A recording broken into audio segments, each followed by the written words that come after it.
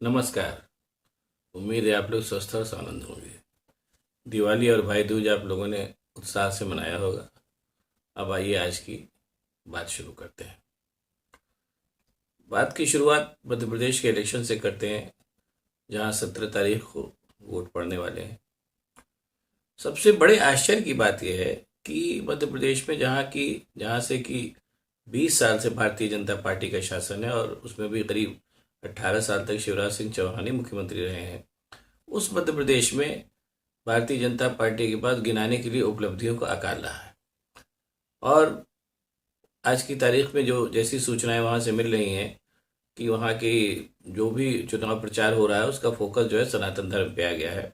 सारे प्रचार का क्रक्स अब इस समय वहां पर यही रह गया है कि अगर सनातन धर्म को बचाना है तो भारतीय जनता पार्टी को वोट करिए। यहाँ पे स्थितियां वहां आ गई हैं। और दूसरी तरफ अपने जो प्रधान सेवक साहब हैं नरेंद्र मोदी जी, वो जैसी उनकी आदत है वो वहां पर राहुल गांधी को मूर्खों का सरदार बता रहे हैं। ठीक है, वो तो खैर उनकी आदत में शुमार है। अब यहाँ पर सवाल ये पैदा हो रहा है कि एक मतलब इसको कहने की ये आवश्यकता आन पड़ी है, इसलिए कह रहा हूँ कि एक ऐसा राज्य जहाँ जहाँ पर 20 साल से भारतीय जनता पार्टी की ही सरकार है, उसमें भी 18 साल से एक ही मुख्यमंत्री की सरकार रही है, वहाँ आखिरकार ऐसा क्या हो गया कि बजाय उपलब्धियों के सनातन धर्म की शरण लेने की नौबत आ गई। आइए इस पे विचार करते हैं। और ये कहीं ना कहीं एक ये मान के चलिए कि न केवल मध्य प्रदेश बल्कि जो और भी राज्यों में जो चुनाव होने जा रहे हैं, बाकी 4 राज्यों में, ये मान के चलिए कि कहीं ना कहीं एक ट्रेंड, जो कुछ इसके परिणाम होंगे वो तो होंगे ही, सामने आएंगे ही। और कहीं ना कहीं ये ट्रेंड सेटर भी ये चुनाव होने जा रहे हैं। ये मैं आपको बताने की कोशिश कर रहा हूँ। अब बात को आगे शुरू करने के पहले चलिए थोड़ा सा भारतीय जनता पार्टी के जो जो 2014 से जो उसका उद्भव हुआ है वहां से बात शुरू करें तो चीजें और थोड़ा समझ में आएंगी। भारतीय जनता पार्टी ने जब नरेंद्र मोदी के नेतृत्व में 2014 को चुनाव लड़ने की ठानी, तो उस समय उनकी जो रणनीति थी उसकी दो तीन बातें स्पष्ट थी। पहली बात तो ये थी कि बहुत बढ़ चढ़ के वायदे करने थे, चाहे उनको पूरा करना हो या ना करना हो। हालांकि लोगों का कहना था कि वो क्या नाम है, ये रणनीति थी, लेकिन ऐसा नहीं है। वहां पर बढ़ चढ़ के वादे किए ही गए ताकि लोगों को भरमाया जा सके। दूसरी रणनीति का इनकी काबिलियत ये थी कि जो भी विपक्षी पार्टियां थी, जाहिर सी बात है उस समय भारतीय जनता पार्टी के लिए विपक्ष कांग्रेस था जो सत्तारूढ़ दल था, तो उस उनके नेताओं के प्रति जो थे अभद्र टिप्पणियां करना और उनके प्रति क्या अपमानजनक टिप्पणियां करना भी उनकी रणनीति का एक हिस्सा था, जो उस समय सफल भी रहा। क्योंकि अमूमन जनता सत्तारूढ़ दल से असंतुष्ट रहती है और इस तरीके की चीजें वो चाहती है, लेकिन उसमें भी एक मर्यादा होनी चाहिए। लेकिन उस मर्यादा का रख रखाव जो है वो अपने भारतीय जनता पार्टी के लोग करना नहीं जानते। अरे मैं पहले भी बता चुका हूँ, अब आज बात चल रही इसलिए एक बार फिर कह रहा हूँ कि ये रणनीति भारतीय जनता पार्टी की शुरू से रही। जब वो जनसंघ हुआ करती थी उस समय भी उनका जो मुख्य काम था वो उस समय के सत्तारूढ़ दल का जो कांग्रेस हुआ करती थी उसको अपरियादिक टिप्पणियां करना, उसके ऊपर यही यही उनका काम हुआ करता था। खैर, भी बात 2014 की हो रही है। तो उस समय की रणनीति की दो तीन बातें एकदम स्पष्ट थी कि एक तो धर्म का तड़का लगाना, जो इनकी मतलब जो पुरानी इनकी एक आदत है। और राम मंदिर के निर्माण से इनको अच्छी खासी बढ़त मिली हुई थी भारतीय जनता पार्टी वालों, और ये वो बता रहे थे कि हमको राम मंदिर का निर्माण कराना है, वो एक उसमें भी एक इनको बढ़त हासिल थी। और प्लस कांग्रेस को अभद्र टिप्पणियां करना, उसके नेताओं के बारे में उल जलूल बातें करना और अपमानजनक और भ्रामक प्रचार करना, और साथ ही साथ बढ़ चढ़ के वायदे करना, ये भारतीय जनता पार्टी की रणनीति थी। और जहां पर इस रणनीति से काम न चले वहां पर धर्म का तड़का तो एक जायज ही था। ये सिलसिला चला और इसमें कोई शक नहीं कि ये सिलसिले से भारतीय जनता पार्टी को 2014 में सत्ता हासिल हुई और नरेंद्र मोदी प्रधानमंत्री बने। उसके साथ साथ इसी रणनीति से राज्यों में भी सत्ता आई।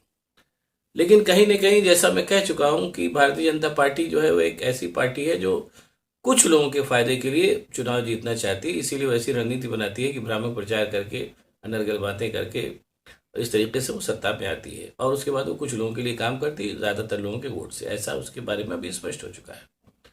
ये सन 14 में ऐसा हुआ और उसके बाद जो राज्यों में सरकार बनी उसमें भी ऐसा हुआ। लेकिन 2019 तक आते आते कलई खुलने लगी।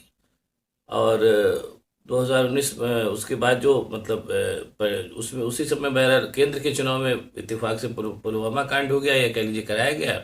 उसके चलते भारतीय जनता पार्टी दोबारा सत्ता में आई केंद्र में। और लेकिन राज्यों में स्थिति नहीं हुई। राज्यों में मध्य प्रदेश में और राजस्थान में और कर्नाटक में भारतीय जनता पार्टी हार गई। वहां पर फिर उसके बाद उसने अगला गेम खेला कि वहां पर जबरदस्ती सरकारें बनाई और बिना किसी नियम कानून का पालन किया बहरहाल वो सरकारें चली। और उसके बाद वही खेल महाराष्ट्र में भी खेला गया, लेकिन बहरहाल समय फिर बीता और कर्नाटक और इसमें आपके क्या नाम है, हिमाचल में फिर चुनाव होने की नौबत आई। कर्नाटक और चुनाव और हिमाचल के चुनाव में भारतीय जनता पार्टी ने फिर वही रणनीति अपनाई कि बड़े बड़े के चुनावी वादे करने, अभद्र और विपक्ष पर अभद्र टिप्पणियां करना और इस तरीके से चीजें करना, ये सब वहां उन्होंने अपनाया। लेकिन तत्काल उनकी समझ में आ गया है कुछ समय के चुनाव प्रचार के बाद कि ये रणनीति सफल नहीं रही है। इसलिए कर्नाटक चुनाव में वो भारतीय जनता पार्टी के लोग बजरंग बली के आसरे आ गए। बहरहाल बजरंग बली ने भी उन पर कृपा नहीं की और कर्नाटक का भी चुनाव, कर्नाटक और हिमाचल के चुनाव भारतीय जनता पार्टी हार गई। उसके बाद फिर नंबर आया इन 5 राज्यों में चुनाव का। इन 5 राज्यों में चुनाव की जब शुरुआत हुई तो अब ऐसा किस वजह से हुआ ये तो मुझे नहीं, मतलब ये तो कहना बड़ा मुश्किल है, लेकिन बहरहाल जो चीज़ें सामने दिखाई देती हैं बात उसकी की जाएगी कि राजस्थान में जो इनकी एक तरीके से रीढ़ थी पार्टी की वसुंधरा राजे सिंधिया, उनको झटका देने के चक्कर में, क्योंकि वो कहीं ना कहीं नरेंद्र मोदी के समकक्ष खड़ी थी, भारतीय राजस्थान में भारतीय जनता पार्टी का जो चुनाव प्रचार था वो कुल मिलाकर के बजाय अपनी पार्टी की उपलब्धियां गिनाने के वसुंधरा राजे को नष्ट करने के चक्कर में डीरेल हो गया। एक राजस्थान में तो ये हुआ, मध्य प्रदेश में भी यही हुआ। मध्य प्रदेश में शिवराज सिंह चौहान भी जो है एक तरीके से नरेंद्र मोदी के समकक्षी ही हैं, भले वो मुख्यमंत्री हैं लेकिन 4 बार के मुख्यमंत्री हैं और कहीं ना कहीं उन्होंने कुछ न कुछ, चाहे उनका राजनीतिक कौशल कहिए, मध्य प्रदेश में तो बहरहाल लोग काफ़ी सही हैं, उनको भी भविष्य के मद्देनजर उनको जड़ से उखाड़ने के लिए वहाँ भी मध्य प्रदेश में भी यही खेल खेला गया कि बजाय चुनाव प्रचार में शिवराज सिंह चौहान के कामों पर फोकस करने के उनके बारे में अनाप शनाप तरीके की बातें फैलाई जाने लगी और पूरा चुनाव प्रचार जो था वो वहाँ भी वही डीरेल हो गया। और उसके बाद जो था एक जैसे कहा जाता है कोड़ बेखाज कि वहाँ पर तोमर साहब के लड़के की सीडी वीडी भी सब जारी हो गई, सामने आने करोड़ों हजारों करोड़ों के लेन देन की बात आने लगी। ये सब भी हो गया वहाँ मध्य प्रदेश में। तेलंगाना में भारतीय जनता पार्टी है ही नहीं, उसकी बात करना बेकार है। वहाँ पर कांग्रेस की और दूसरे उसकी टक्कर है। अब देखिए उसमें लोग कह तो रहे हैं कांग्रेस लोग जीतेगी, देखिए क्या होता है सामने आएगा। और वहाँ पर क्या नाम है आपके छत्तीसगढ़ में जो सबसे अच्छी बात है कि जो वहाँ भूपेश बघेल की सरकार है, छोटा राज्य है और लोकप्रिय सरकार है। और सबसे अच्छी बात है कि भूपेश बघेल जो है, चाहे राज्य छोटा कह लीजिए चाहे वो अच्छे पॉलिटिशियन जो भी कह लीजिए, वो जनता के लिए सहज सुलभ उपलब्ध है। इसके चलते भी इस बात की संभावना है कि छत्तीसगढ़ में फिर से कांग्रेस की सरकार आ जाएगी।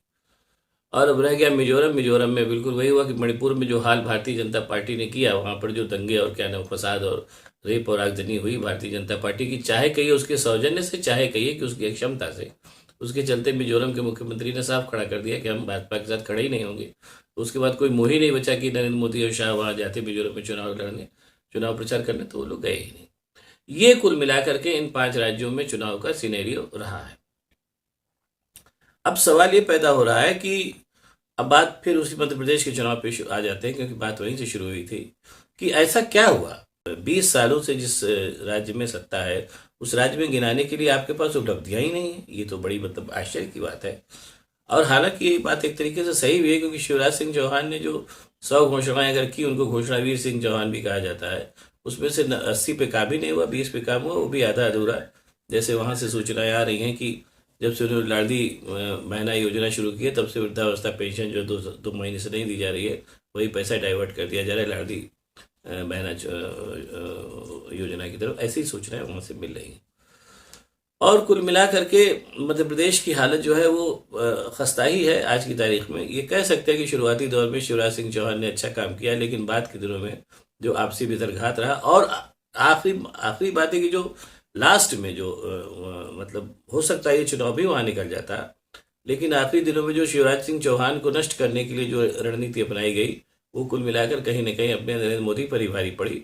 और ऊपर से कोड़ में खा दिए कि जो नरेंद्र मोदी साहब वहां आकर के जो अपशब्द कह रहे हैं कि मूर्खों का सरदार, इस किस्म की बातें कर रहे हैं, ये ट्रेंड भी अब लोगों को उतना पसंद नहीं आ रहा है, क्योंकि आपके पास भारतीय जनता पार्टी के केंद्र में 10 साल से सरकार है और राज्यों में भी कई बार की सरकार है। उनके पास गिनाने के लिए ऐसा कुछ नहीं है कि जिसको गिना करके वह हवाई लूट सके। चुनाव प्रचार में मोदी जी अपनी उपलब्धियां के बारे में कोई नहीं बखान करते। जिनको वो उपलब्धियां बताते हैं, अपनी नोटबंदी हुआ है या क्या नाम है ये जीएसटी हुआ है, जिन इन चीज़ों को लागू करते समय जो अपनी उपलब्धियां बताते थे, अब चुनावों में इनका कोई जिक्र नहीं करते, क्योंकि उनको मालूम है उस सब उपलब्धियां थी नहीं, या अगर उनको उपलब्धियां उस समय में माना भी जाए तो उसके बाद जो उनका एग्जीक्यूशन हुआ उसमें कहीं ना कहीं मामला जो था खटाई पड़ गया। जैसे फॉर एग्जाम्पल जीएसटी की बहुत बात हुई, उन्होंने कहा कि राज्यों का हिस्सा हम उनको दे देंगे समय समय पर। आज आलम यह है कि राज्यों को जीएसटी का कोई हिस्सा नहीं मिल रहा है, जिससे उनके बजट पर फर्क पड़ रहा है। और उनसे कहा जा रहा है कि रिजर्व बैंक से पैसा ले लो, बाद में हम तुमको देते रहेंगे।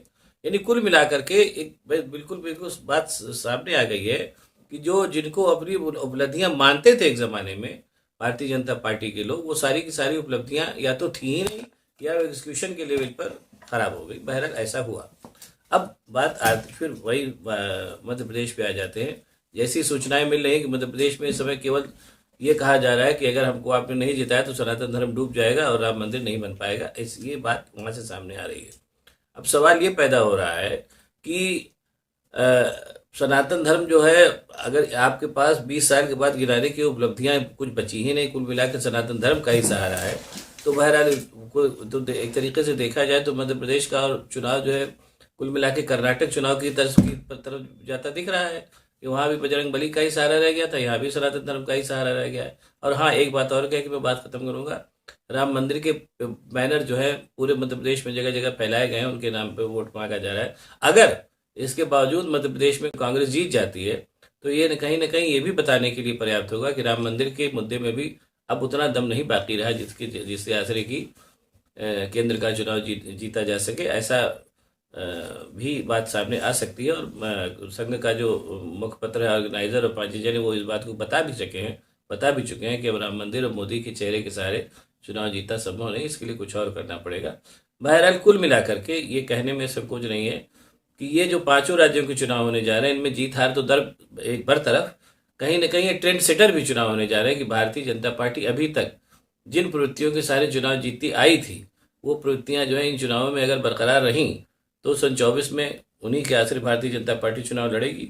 और अगर नहीं बरकरार रहीं और भारतीय जनता पार्टी 5 राज्यों में से अधिकांश में चुनाव हार जाती है, तो ये मान के चलिए कि 2024 में जो आम चुनाव होने जा रहे हैं उसमें भी भारतीय जनता पार्टी को बुरी तरीके से खेत रहना पड़ेगा। बहरहाल चुनाव नज़दीक है, देखिए क्या होता है। अब अगर आप ये वीडियो पसंद आए तो इसको शेयर करिए, लाइक करिए, साथ ही साथ मेरे चैनल को सब्सक्राइब करिए। बहुत बहुत धन्यवाद। नमस्कार।